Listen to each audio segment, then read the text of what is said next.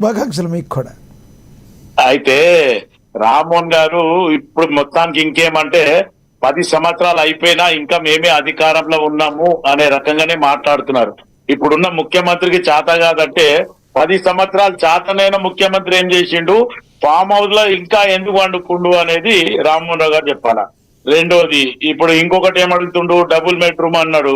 Double bedroom గురించి మాట్లాడితే బట్టి విక్రమార్క గారు ఛాలెంజ్ చేసి వీళ్ళ దగ్గరికి వెళితే మేము లక్షలాల కట్టినాము అంటే ఒక్క కాన్స్టిట్యున్సీలో నాకు చూపియండి, తిరిగితే 3000 ఇండ్లు తప్ప అంతకంటే ఎక్కువ లేవని అప్పట్లో ఉన్న తలసాని శ్రీనివాస్ యాదవ్ సగంలకేంటి పారిపోయింది అనేది మర్చిపోవద్దు. ఎందుకంటే ఇంకోటి డబుల్ బెడ్రూమ్లు మేము కట్టినాము, అవి 90% కంప్లీట్ అయినాయి, పెండింగ్ ఉన్నాయి, ఎందుకు ఇస్తలేరు అని అడుగుతున్నారు. మీరు ఎక్కడ కట్టినరండి? ఫస్ట్ ఫ్లోర్ సెకండ్ ఫ్లోర్ మునిగిపోయే అటువంటి ప్రాంతాలలో మీరు డబుల్ బెడ్రూమ్ కట్టినరు. లేదా దొంగలకు, తాగుబోతులకు, జూదం ఆడేటోళ్ళకి అవకాశం ఉన్న ఏరియాలో మీరు కట్టినరు. అక్కడ పోయి ప్రజలు ఆ నివాసంలో మేము ఉండలేము అని చెప్పి ఆ ఊరు ప్రజలే చెప్తున్నారు.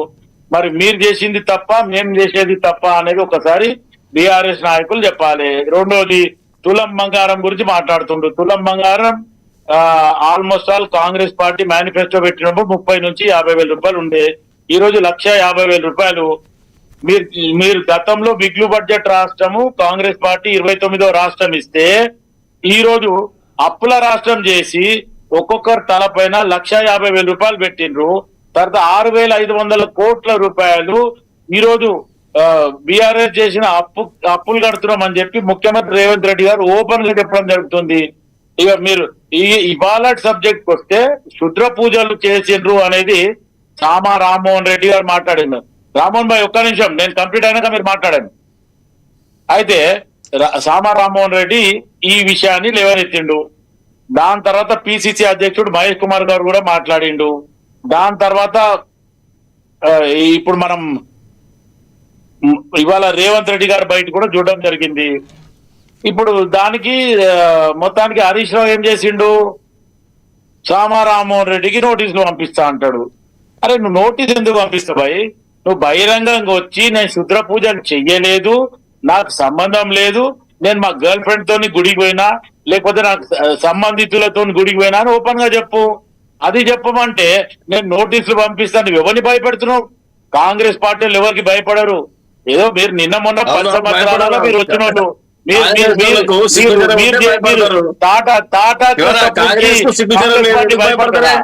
సిగ్గు శరం కాంగ్రెస్ పార్టీలు కూడా భయపడతారు. అది లేదు కాబట్టి భయపడరు, ఇష్టం వచ్చినట్టు మాట్లాడతారు.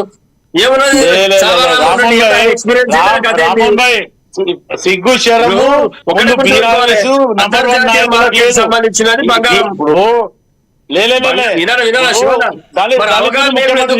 ముఖ్యమంత్రి రేవంత్ రెడ్డి గారు దళితుని ముఖ్యమంత్రి చేసిండా? దళితులకు 3 ఎకరాల భూమి ఇచ్చిండా?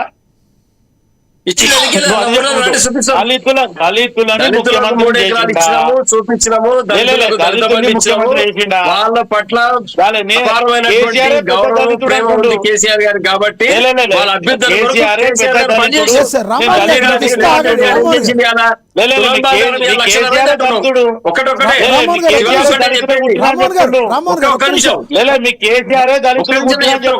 జవాబు చెప్పాలి. దళితులు శివన్ ఏమంటారు?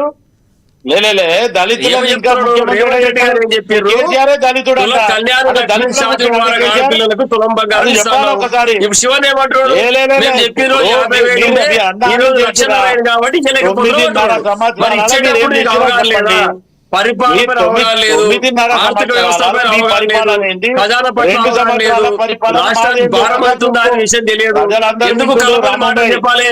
ఎందుకు చెప్పిన మాట్లాడుతున్నాం మేము? మీరు బీఆర్ఎస్ ప్రభుత్వంలో 9.5 సంవత్సరాలలో దొంగల్లాగా దోచుకున్నారు. ఈ రోజు ఫామ్ హౌస్ లో కల్చర్ తీసుకొచ్చిందే బీఆర్ఎస్. అది మర్చిపోదు. ఈ రోజు టీఆర్ఎస్ అనడానికి కూడా లేదు. కవిత అక్కడి నుంచి ఉండ బట్టలు ఇప్పేస్తుంది.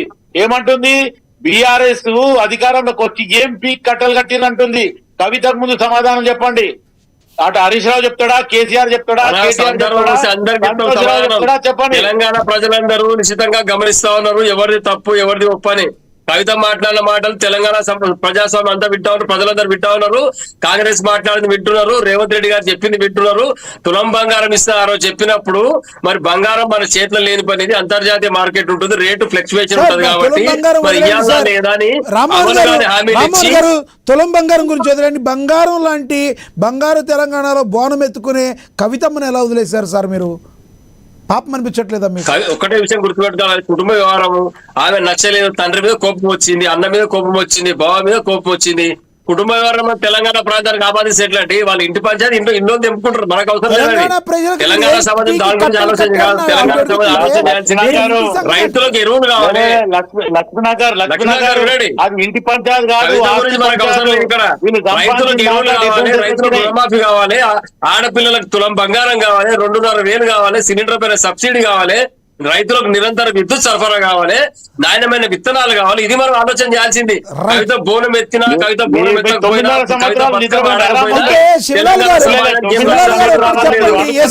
శివలాల్ గారు ఒక్కటి చెప్పండి, ఏంటి ఈ చేతబడి రాజకీయం, ఏంటి ఈ చేతబడులు ఘోర ఎందుకు వచ్చింది అసలు? నేను అదే చెప్తున్నా లక్ష్మీనాథ్ గారు, ఈ చేతబడి గోల హరీష్ రావు గారు క్రియేట్ చేసిండ్రు.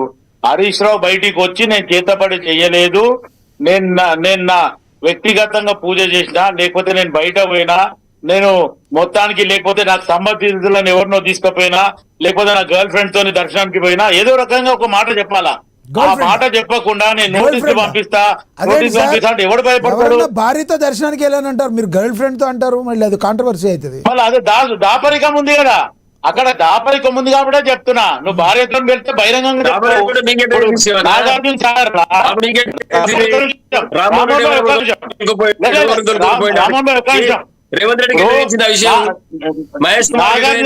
లో లేదా నా మాట వినండి, మాట వినండి.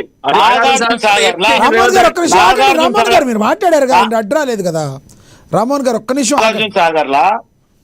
నాగార్జున సాగర్ లా ఈ రోజు రెడ్డి గారు చేసిండు, ఓపెన్ గా చెప్పిండు. ఫస్ట్ టైం నేను ఆడ అమ్మ మొత్తానికి చూసినా, నేను ఇష్టపడ్డా, పెళ్లి చేసుకున్నా, ఆ తర్వాత మళ్ళీ ఇప్పుడు వచ్చిన పాత ఫోటో కొత్త ఫోటో మొత్తం ఓపెన్ గా ఏం హోమం చేసిండు అనేది కూడా పెట్టిండ్రు. మరి హరీష్ రావు అట్లా పెట్టమని చెప్పండి.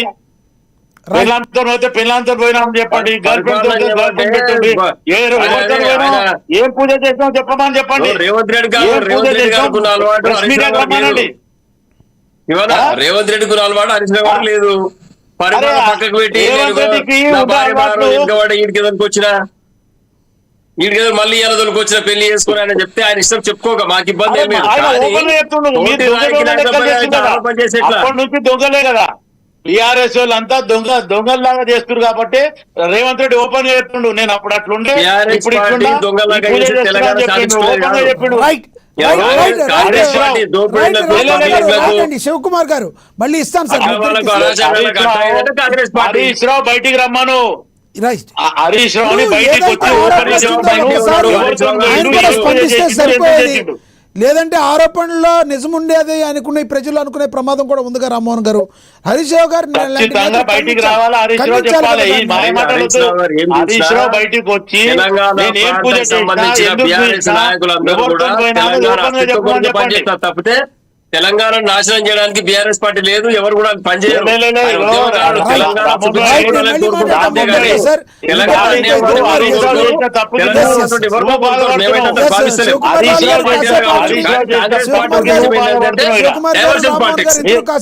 ఇద్దరు కాసేపాకండి.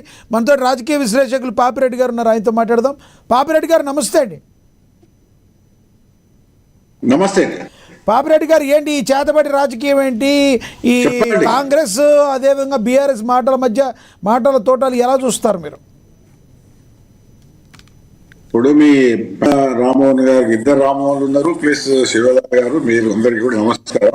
నమస్తే సార్. అయితే విషయం ఏంటంటే మాట్లాడు చేతబడి గురించి మనం ఈ గంట సేపు డిబేట్ చేయడమే ఒక విధంగా అది మన స్థాయికి తగ్గదు కూడా కాదు. ఎందుకంటే గురించనే కాదు సార్, ఇప్పుడు భూముల విషయంలో కావచ్చు, డబుల్ బెడ్రూమ్ ఇళ్ల విషయంలో కావచ్చు, అన్నిటి గురించి కూడా మాట్లాడుతున్నాం కదా మనం.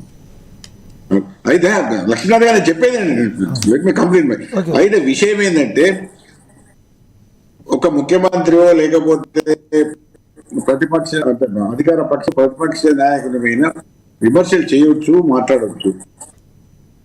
ఈ అడులు లేకపోతే ఈ రకరకాల ఇవన్నీ అనడము, లేకపోతే ఎల్లినో ఎక్కువ ఉండాలి, వర్షాలు పడద్దని కోరుకుంటున్నారు అన్నది అది కొంత అది సమంజసం కాదు. ఎందుకంటే ఏ వ్యక్తి ఎల్లినో రావాలి, ప్రజలందరూ దెబ్బతినాలి, కరువు కటకాలు ఉండాలి అని కోరుకుంటూ అది అది ఇబ్బందికరమైన విషయం కాబట్టి అది మళ్ళీ ముఖ్యమంత్రి పెట్టుకుంటుంది. ఏదో కింది లెవెల్ మాట్లాడేందుకు ఇంకో అర్థం చేసుకుంటారు. సీఎం గారు ఆ లెవెల్లో మాట్లాడితే ఇదే ఇటువంటి కాంట్రవర్సీ, ఇటువంటి విమర్శలు వస్తాయి.